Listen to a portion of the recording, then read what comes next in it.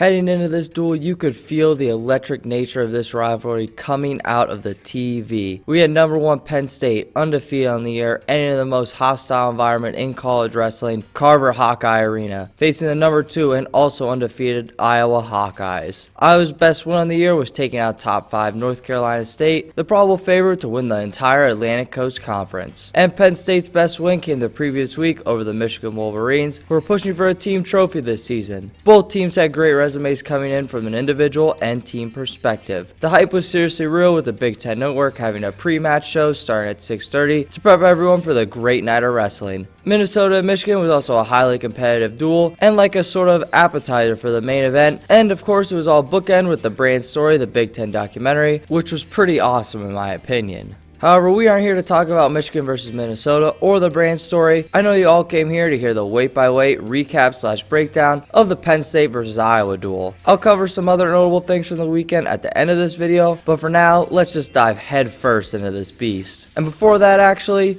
hey everyone, welcome back to TrueTan Wrestling, and if you enjoy this content, hit that like button, and if you're new to the channel, hello, what's going on? And hit that subscribe button for more content in the future. Also, leave your thoughts on the duel in the comments section below. Now let's really dive into this beast. The last time these two teams met, Iowa was the favorite, and they left the duel meet with the victory, and that match eventually came down to heavyweight.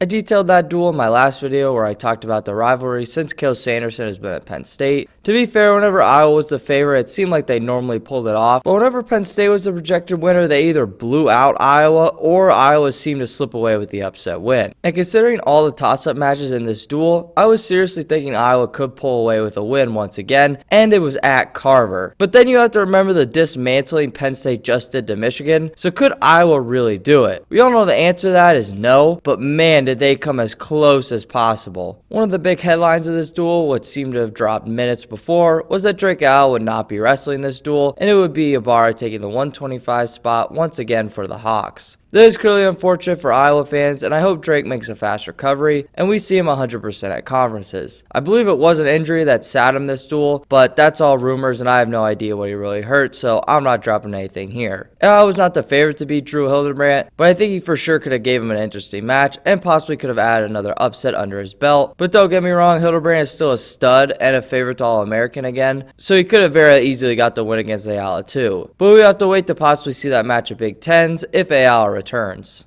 But now, talking about matches that actually happened, we saw Hildebrandt versus Ibarra at 125, where Hildebrandt for Penn State would come out with a 9-0 win, just barely getting a major at the last seconds of the match. Ibarra for sure stayed away from Hildebrandt's stuff on his feet, but Hildebrandt got to his attacks in the second to get a takedown along with a reversal to start the third to go up 4-0. Then as time clicked down, he would get his signature power half to get a wicked turn to put Penn State up on the board first with the major. I think it's clear that Hildebrandt isn't the most offensive guy on his feet, but his neutral game is developing at Penn State, and his top game has not gone anywhere, and he is still very deadly with his boots. Ibarra is not a Drake Ayala or a Spencer Lee at 25, but he is always battling tough and has some nice wins on the year, so he will be nice for the Hawks for the time being. This was just a tough match for him against a very big and dominant Hildebrandt. 133, we saw the rivalry back once again with Roman Bravo Young of Penn State taking out Austin DeSanto of Iowa. This match was exactly how they normally go, with RBY showing incredible shot defense and DeSanto unable to score off his multiple leg attacks, and RBY just stayed patient and timed up a perfect slide by to beat DeSanto 3-2. You could say RBY was stalling, which I kind of agree with, but man, does he just show so much patience, better than anyone else in the country against Austin DeSanto, who still looks scary aggressive, and don't let his close matches this season or this loss deter you from him. He will for sure be a high All-American threat once again this season. Also, DeSanto lightly grabbed the ref during this match to say something, and the ref just lightly swatted him away, and I think he said, "Get off me."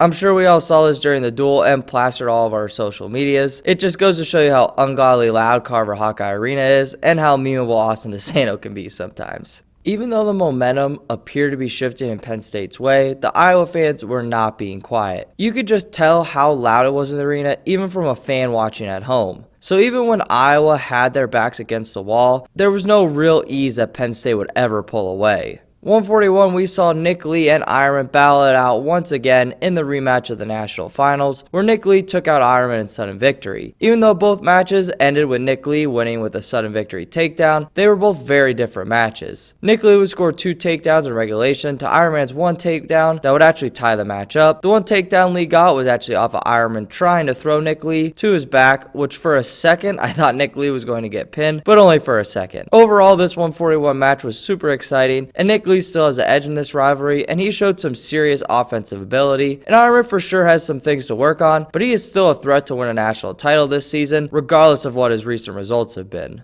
149 was a huge swing match in this duel, but Max Murin of Iowa showed that his recent high-quality wins were not flukes, and he won a very controlled match over Bartlett of Penn State, who also has some top 10 wins this season. They both have losses to Brian of Lehigh, who is a nice young stud this year, but ever since we hit Big Tens, Murin has looked great, beating last year's 3rd place All-American Ayala of Northwestern, and also almost beating Sammy Sasso the week before. Bartlett is still tough, but some of these 149s in the Big Tens just seem to have a minor edge over him, which might be due to Bartlett's weight, and he might be going back down to 141 next year, but who really knows? So Iowa finally got a win at a huge swing match, and the crowd was going crazy during Murin's impressive ride, and the crowd was even more fired up during 157 when Caleb Young of Iowa had an amazing 3rd period ride out to win the match 2-0 over Berg of Penn State, and that sent Iowa into the break with absolutely all the momentum in the world, and the fans were getting louder and louder. It's crazy that Iowa went into a 10-0 hole, but entering into the break with the score being 10-6, it felt like Iowa was actually winning just based off the crowd chanting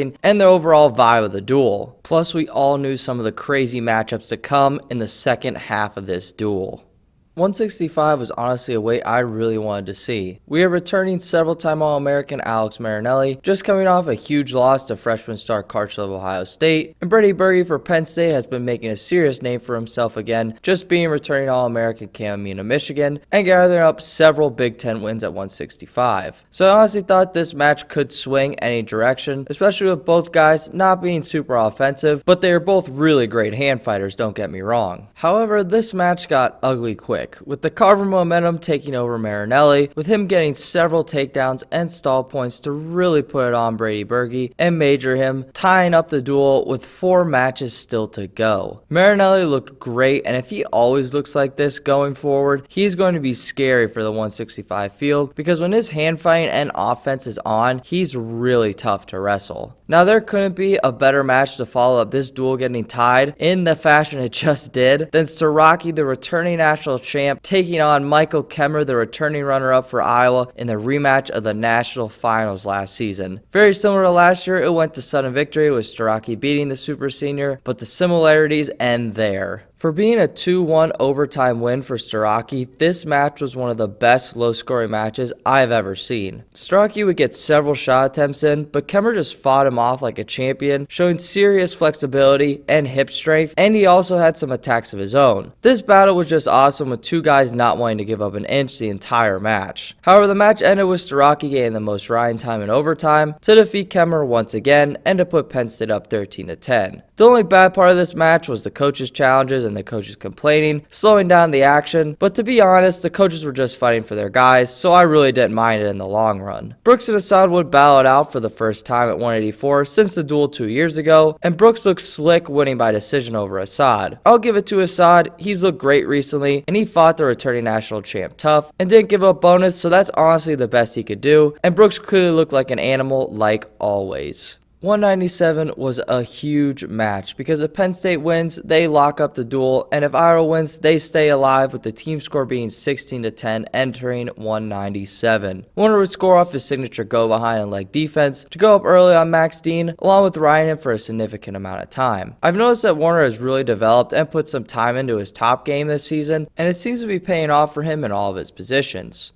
Regardless of all that, Dean would once again get another late takedown this season to put himself up on Warner, but he would need a ride out to not send her into overtime. However, he did one better and got one of the meanest bow and arrows I have ever seen to get 4 back points, ending the match 8-3, clinching the duel for the Nittany Lions, getting a victory in Carver, which is not easy for anyone to do. However, Kerkvliet for Penn State and Cassioppi of Iowa has some very interesting notes and showed that the heavyweight landscape landscape after, besides, well, Gable Steveson, is all over the place in the top 5. Cassioppi would win a super controlled match over Kerkvliet, who just beat Mesa Paris of Michigan the week before. Kerkvliet gave up most of his points in upper bodies, and Cassioppi just looked way more dominant in those spots. Kerkvliet did get the first takedown, but overall he dropped the match 7-2, and Cassioppi looked really solid for the Hawks. As I said throughout the entire video, this duel was crazy, hype, outstanding, whatever word you could think of to say amazing. It is awesome to see a match so hyped up all week and matches being speculated all week, and then it all pays off and keeps wrestling fans on the edge of their seat the entire duel. I can't imagine actually being in Carver because, like I said, I could feel the atmosphere from just sitting at home watching it on TV, and I never felt like I was out of it until Dean hit that nasty bow and arrow. Carver definitely got the last laugh with heavyweight, and it for sure ended on a good note for Iowa fans, even though they did not win the duel. However, Penn State still appears to be the team to beat, and they have a massive lead in projected team points just based off rankings. But Iowa, like I said, put up a crazy fight. Warner was right there to beat Dean, who knows how Ayala does, and Kemerer is clearly right there in the mix with Starocci still, so I expect there to be a rematch in the Big Ten finals and in the finals in Detroit, because these are clearly the two dogs at this weight. 133 and 141 were also super close matches with razor thin margins, so this duel could have easily switched in Iowa's favor. Iowa's next big tests are Wisconsin, who is a sneaky good duel team, and I can't wait to see Hamidi versus Marinelli at 165, along with the historic rivalry match with Oklahoma State, who also dropped their first match this weekend, and they are battling it out in Texas, and I can't wait to cover that madness, along with some freestyle action to go with it. Penn State's next big tests left in the regular season are, of course, the very tough and very good Ohio State Buckeyes, along with CKLV champs Nebraska, who had a shaky start to Big Ten play, but now they are really coming alive, so that'll be an exciting weekend next weekend in the Big Ten, with Nebraska facing Michigan Friday night and then Penn State on Sunday.